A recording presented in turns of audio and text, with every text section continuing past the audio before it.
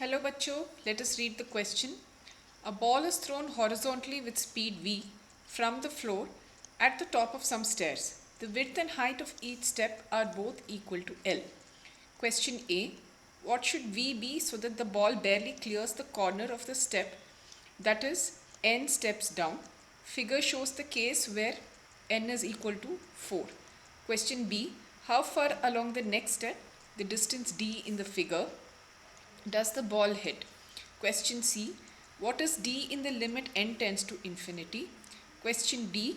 Find the components of the ball's velocity when it grazes the corner and then explain why the ratio is consistent with your answer to part C. तो इस question का की concept है, की concept of this question is projectile motion. तो अगर किसी object को हम ऐसे एक एंगल से प्रोजेक्ट करेंगे, then if we take the motion of the object along the X and Y directions, तो हम ये देखेंगे कि the trajectory of this particle will be a parabola. This is a parabola, parabolic trajectory. तो ऐसे एक motion को हम प्रोजेक्टाइल मोशन कहते हैं and this is motion in 2 dimensions. तो यहाँ पे ऑब्जेक्ट का जो मोशन है, हम इसको इंडिपेंडेंटली एक्स और वाई डायरेक्शंस में रिजॉल्व कर सकते हैं और इस प्रॉब्लम को एनालाइज कर सकते हैं. तो इस प्रॉब्लम को एनालाइज करने के लिए पहले सब parts A B C D को इंडिविजुअली सॉल्व करेंगे और जो डिटेल्स हर एक सब पार्ट क्वेश्चन में है उसको नोट करेंगे. So question 1 is, what is the velocity for the ball to barely cross the corner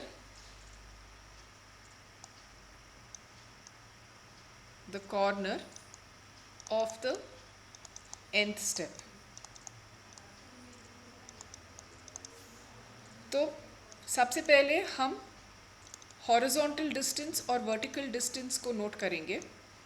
so in this case, because the step length and the step width is both L, horizontal distance x will be n times L और vertical distance भी उतना ही होगा.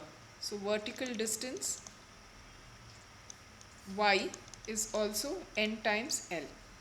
तो अभी the x displacement is given as x is equal to the velocity in the x direction multiplied by time, which is equal to n into L. The y displacement is now given by, क्योंकि initial velocity 0 है, so this is half gt squared and that is also equal to nl. तो यहाँ पे t है time of flight. तो let us say this is equation 1 and this is equation 2. So equation 1 से हम ये लिख सकते हैं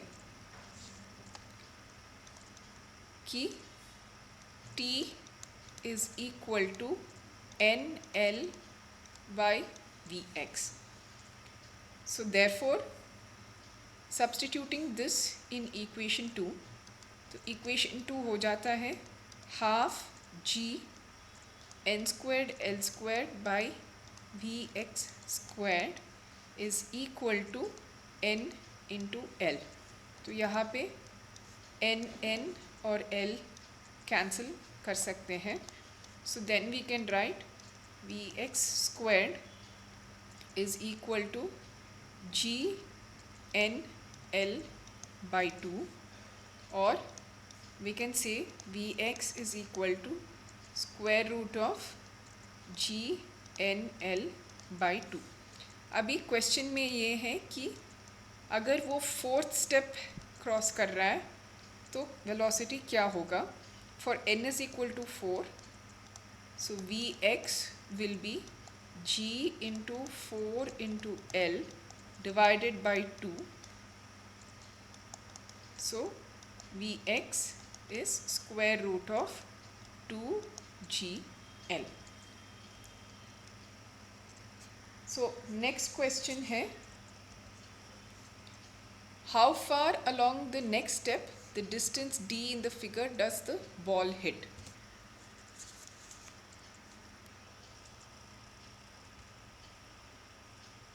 So अभी what is d as shown in the figure? What is d as shown in the figure? तो जाहिर है कि d is the small distance that this ball will cover in the next step. So अगर हम nth step का time of flight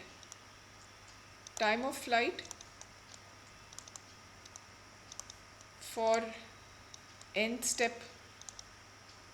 को हम Tn लिखेंगे, तो from the previous equation that we have,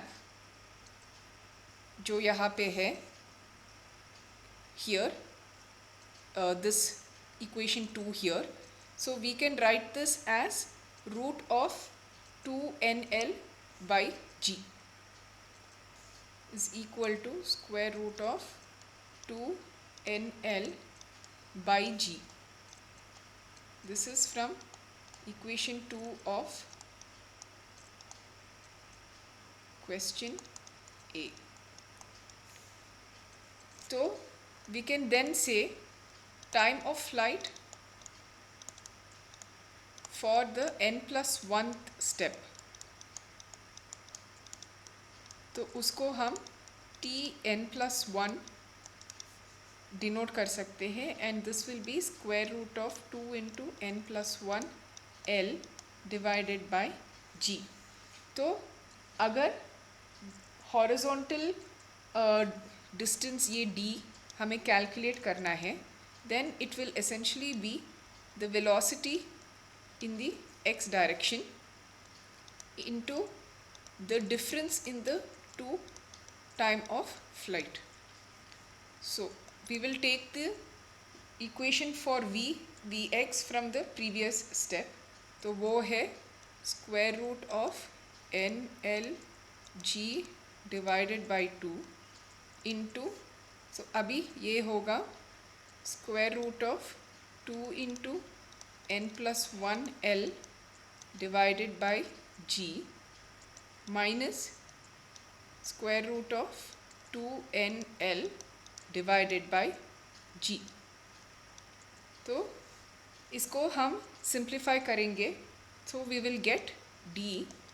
तो इस square root of nlg by 2 को अंदर लेके मल्टीप्लाई करके इसको सिंप्लीफाई करेंगे, तो we will get d is equal to l into square root of n into n plus 1 minus n.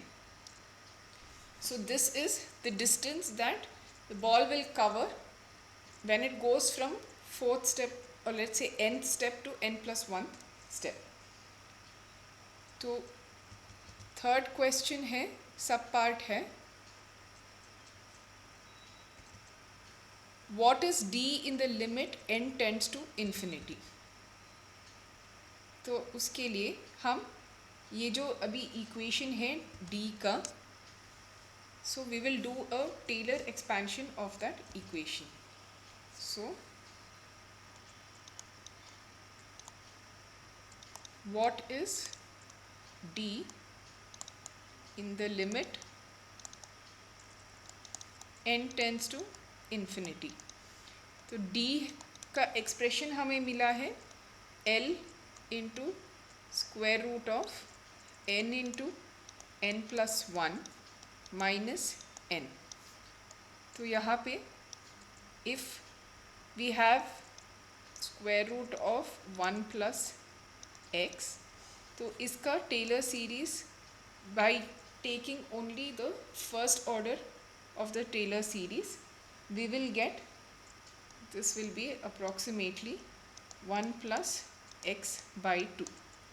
So this is Taylor series to first order approximation. तो उसको यहाँ पे हम अप्लाई करेंगे. So we will simplify this. We will say this is equal to n into L into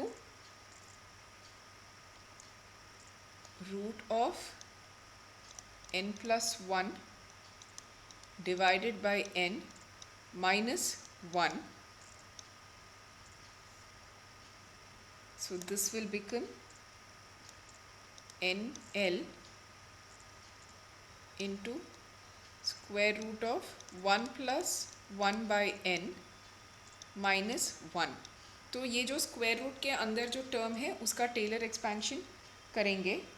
so we will then get n into L into 1 plus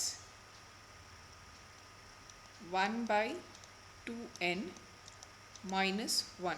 So this cancels.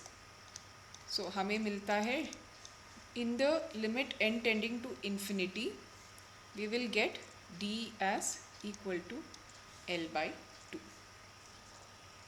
So the last question is,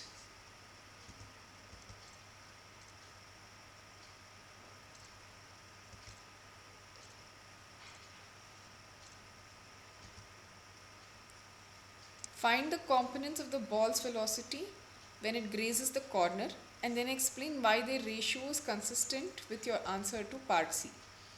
तो यहाँ पे पहले हम x component of the velocity और y component of the velocity लिखेंगे.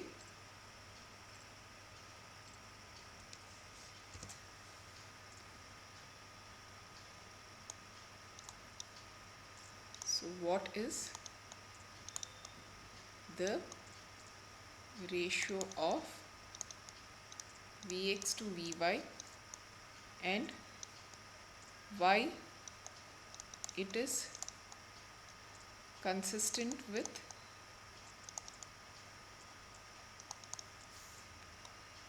answer C. So पहले हम horizontal velocity का एक्सप्रेशन लिखेंगे. So horizontal velocity, which is Vx, and that is given by root of nl g by 2. तो अभी vertical velocity, which is equal to g into tn. तो Vy, तो tn का अगर हम एक्सप्रेशन लिखेंगे, so then this will be g into square root of 2 nl by g. So Vy becomes equal to square root of 2 nl g. Now we will take the ratio of Vx to or Vy to Vx will give us Vy by Vx is square root of 2 nlg divided by square root of nlg divided by 2. तो ये होगा Vy by Vx is equal to root 4, which is equal to 2. So the ratio is coming out to be equal to 2. तो ये पिछले step से कैसे consistent है ये देखेंगे. So since t is the same,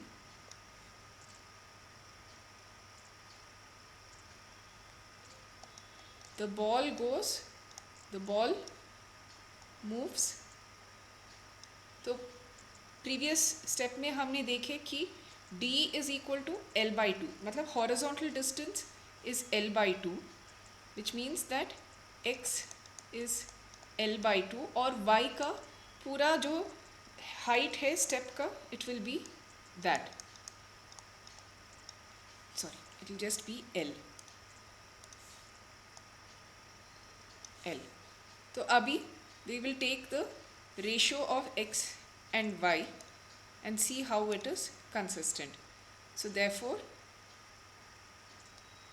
Vx, or we can say Vy by Vx will be x into t divided by y into t divided by x into t,